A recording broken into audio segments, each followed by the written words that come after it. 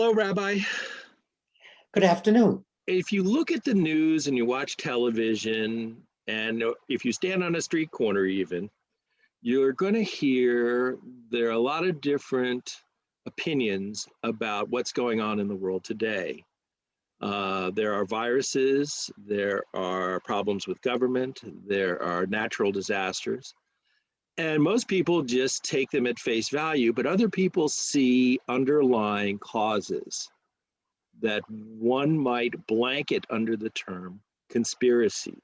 Why do you think these are such appealing ideas for people to embrace? First of all, I don't think it's a clear line between smart and not smart, educated and uneducated. I think it runs across human beings. And I think it runs across all of time. We as human beings, in general, don't like reality. We don't like the fact that nothing is permanent. We don't like the fact that there's change. We don't like the fact that there are things we cannot control. We like to connect the dots. We want a cause and effect for everything. One of my favorite expressions is you can have correlation without causation. Yet I see in what you're talking about with these, quote, conspiracy theories, there is a lot of an attempt, because there is a correlation, you want to see a cause. Anything can be correlated. There are some really very good websites where individuals will present you with all kinds of correlations, and obviously there's no causation, and there can't be. So that's the first piece that happens. Human beings want to connect the dots and want something to be caused. So if I can find a correlation, I'm going to assume, every time I walk by this street light, it goes out.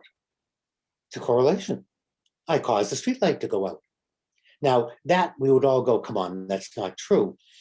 What if I don't like the idea that bad things happen, that there's a randomness that goes against humans? We don't want things to be random. And so we make up stories, we make up things. And if the common explanation isn't satisfying, well, it must be a world Zionist conspiracy, or it must be that the socialists are taking over the planet. And it keeps coming back to my inability to understand and accept what is. And it's my resorting to finding something else that would explain these, well, the World Trade Center, it was, I don't know, a guided missile, or a missile went into the Pentagon, or the airplane that was shot down over New York, that all of a sudden people started, well, there's a recording, but it was destroyed by the police. And I've always found that a convenient way. Show me the proof and evidence, not opinion. Show cold fusion. Somebody claimed cold fusion, and the scientists went after it, couldn't be duplicated. And they realized it was fabricated. Okay. Remember that one of the rules in science is the ability to recreate. So if you're going to tell me these events happened, well, can we recreate them? Or what is the evidence and proof? And that's where I think a lot of these fail.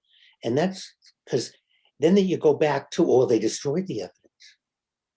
They burned it, or they killed all the people so that there are no witnesses, or it was made up. And you go, wait a minute, you've just lost me, because that's not presenting. It's very hard, to prove a negative.